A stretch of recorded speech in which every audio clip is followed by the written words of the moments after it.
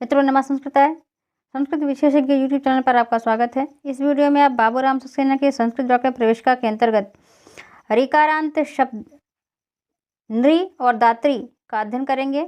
ये भी दोनों पुल्लिंग ही हैं। इसके पहले आपने पितृ का अध्ययन कर लिया है। तो आगे बढ़ते हैं, नृ शब्द को देखते हैं जो टीच के पाठ्यक्रम में शामिल है। नृ अर्थात मनुष्य। वहाँ भी आपने देखा पिता पितरो पितरः, यहाँ आपका जो हो जाएगा नृ शब्द जो है, जैसे पितृ में जुड़ करके पिता हो गया था, वैसे यहाँ जो है नृ में जुड़ करके ना हो गया है। अभी देखने में थोड़ा सा अलग है पर है उसी टाइप का। ना नरो नरः, ना नरो नरः, जैसे उसमें था पिता पितरो पितरः, तो इसमें जो है ना नरो नरः। और इसके बाद द्वितीय में जब हम पहुँचते हैं तो नरम नरो नृन, नृन में यहाँ जो है ये दीर्घ री है। नरम नरो नृन, जैसे आपने देखा पितरम पितरो और पितृन, तो वैसे यहाँ नरम नरो नृन, नरम नरो नृन। और तृतीया में जब हम पहुँचते हैं तो तृतीया में वहाँ था पित्रा, यहाँ है नरा, नरा ऐसे ना लिख करके ऐसे रा लग गया है नरा। तो नरा नृभ्याम नृभि, नरा नृभ्याम नृभि तृतीया में हो गया। जब चतुर्थी में आते हैं तो नृ नृभ्याम नृभ्यः, नृ नृभ्याम नृभ्यः, जैसे पित्रे था वैसे नृ हो गया। और नृभ्याम पितृभ्याम था पितृभ्यः। पंचमी में होता है नुह, नृभ्याम नृभ्यः, पंचमी में जैसे वहाँ पितु था वैसे यहाँ नुह हो गया, नुह नृभ्याम नृभ्यः। षष्ठी में है नुह नृोह और नृणाम, नुह नृोह जैसे पितुः, वहाँ पित्रोह, यहाँ नृोह, और वहाँ पितृडाम, यहाँ नृडाम। अब यहाँ लेकिन नृणाम के दो रूप हमको मिलते हैं, एक नृणाम है और एक नृणाम है। तो एक में ऐसे री है और एक में दीर्घ री है, दोनों ही रूप सही हैं। यही इतना इसमें अंतर भी है पितृ और नृ में, इसको आप ध्यान रखेंगे। ये नोट करने के पॉइंट्स हैं, मतलब ये नोटिस करने के पॉइंट है, ध्यान देने के पॉइंट है कि यहाँ इसके दोनों रूप मिलते हैं। अगर मान लीजिए आपको इस तरह से कोई विकल्प वाला क्वेश्चन मिलता है जहाँ ये दोनों ही रूप देता है, तो ये दोनों ही सही हैं। और सप्तमी में है नरी नरोह और नृषु, वहाँ पितरी पित्रोह और पितृषु था, यहाँ नरी नरोह और नृषु है। और संबोधन का रूप देख लेते हैं, हे नः हे नरौ हे नरः, वहाँ था हे पितः हे पितरौ हे पितरः। तो फिर से एक बार इसको देख लेते हैं, इसका पूरा रूप। प्रथमा का है ना नरौ नरः, ना नरौ नरः। जब द्वितीया में आते हैं तो नरम नरौ नृन, नरम नरौ नृन। तृतीया में नरा नृभ्याम नृभि, नरा नृभ्याम नृभि। चतुर्थी में है नृ नृभ्याम नृभ्यः, नृ नृभ्याम नृभ्यः। और पंचमी में है नुह नृभ्याम नृभ्यः, नुह नृभ्याम नृभ्यः। षष्ठी में है नुह नृोह नृणाम, नुह नृोह नृणाम। अब इसमें दो रूप मिल रहे हैं, नृणाम और नृणाम। तो एक बार आपका री है और एक बार दीर्घ री है, ऋकारांत का जो रूप है।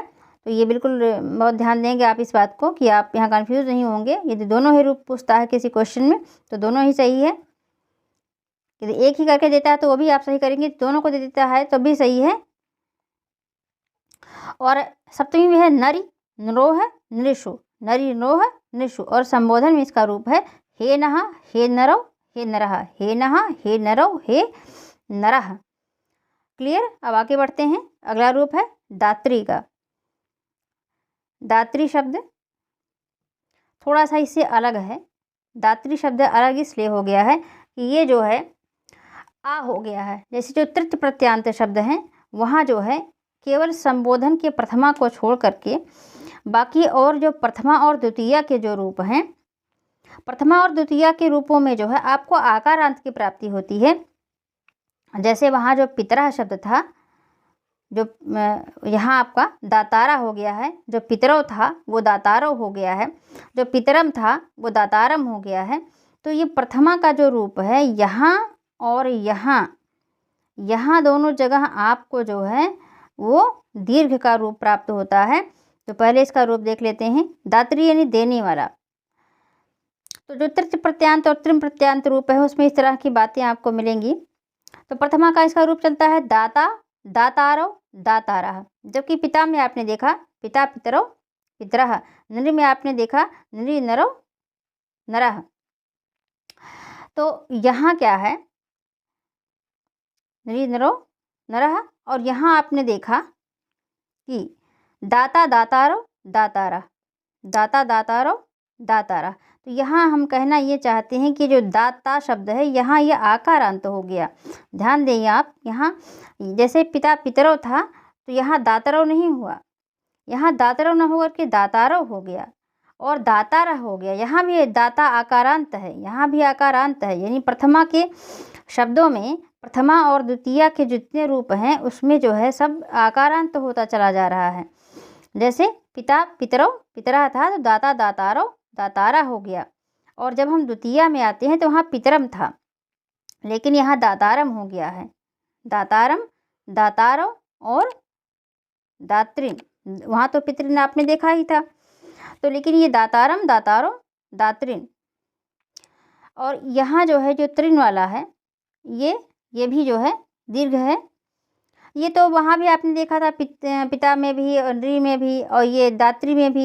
ये मतलब द्वितीया के बहुवचन में और षष्ठी में प्रत्येक जगह हमको यही रूप प्राप्त हो रहा है। तो ये ध्यान देने के पॉइंट्स आपके थे। यहाँ पॉइंट्स हैं, यहाँ पॉइंट्स हैं, और यहाँ हैं और यहाँ हैं। तो अब आगे बढ़ते हैं तृतीया में। दात्रा, दातृभ्याम, दातृभिः। दात्रा जैसे पितरा था वैसे दात्रा हो गया, दातृभ्याम, दातृभिः। और चतुर्थी में जब हम पहुँचते हैं दात्रे, दातृभ्याम, दातृभ्यः, दात्रे, दातृभ्याम, दातृभ्यः। पंचमी में है दातुः, दातृभ्याम, दातृभ्यः, दातुः, दातृभ्याम, दातृभ्यः। इसके बाद जो है हमारा चलता है जो षष्ठी का रूप है। तो षष्ठी के रूप में जो है वो है दातुः, दात्रोः, दातृणाम, दातुः, दात्रोः, दातृणाम। जैसे वहाँ पितुः पितु है, वहाँ दातु दातु हो गया है, वहाँ पित्रोह पित्रो है, यहाँ दात्रोह दात्रो है। और वो यहाँ जो है सप्तमी में जब आते हैं तो दातरि, दात्रोह, दातृषु, दातरि, दात्रोह, दातृषु। अब देख लेते हैं संबोधन का रूप। संबोधन के रूप में हे दातः, हे दातारौ, हे दातारः, हे दातः, हे दातारौ, हे दातारः। यद्यपि यहाँ प्रथमा में दातारौ और दातारा हुआ है, यहाँ तो आपका आकारांत मिल रहा है, परंतु यहाँ जब सप्तमी का जो प्रथमा का रूप बना हुआ है, सप्तमी का प्रथमा ये संबोधन संबोधन का जो प्रथमा का है, यहाँ जो है हे दाता, मतलब यहाँ दाता आपको नहीं मिला है। ये भी जो है आपका ध्यान देने का पॉइंट है। यहाँ हे दाता ही मिला, जैसे यहाँ वहाँ पिता था वैसे यहाँ दाता ही हुआ है। तो आपके जो ध्यान देने के पॉइंट्स है वो यहाँ हैं, दातारो, दातारा, दातारम और दातारो। बाकी यहाँ तो ये संबोधन है तो यहाँ इसका आना ही आना, इसका ये आना ही, इसका ये आना ही आना है। और द्वितीया में भी प्रथमा के द्विवचन में और द्वितीया के द्विवचन में लगभग वही रूप प्राप्त होता ही होता है। तो दातारो यहाँ है तो दातारो यहाँ होना ही होना है। तो आपकी ये 4 पॉइंट ज़्यादा हो रहे हैं, एक ये वाला पॉइंट, एक ये वाला पॉइंट और ये वाला पॉइंट। और यहाँ भी ध्यान देना है कि यहाँ भरे ही आकारांत हुआ है, अर्थात दात से दाता हो गया है, पितरस न हो करके दातारो हो गया है, दातारो न होकर के दातारो हो गया है, लेकिन यहाँ दाता ही बना है। क्लियर? आगे बढ़ते हैं कि और इसके रूप कहाँ कहाँ चलेंगे, इसके रूप और कहाँ कहाँ चलने हैं ये भी देखते चलते हैं। धात्री, ये धा शब्द है, धात्री। ब्रह्मा, कर्त्री, करने वाला, गंत्री, जाने वाला, नेत्री, ले जाने वाला। शब्दों के तथा नप्त्री, पोता के रूप जो है दात्री के समान चलते हैं।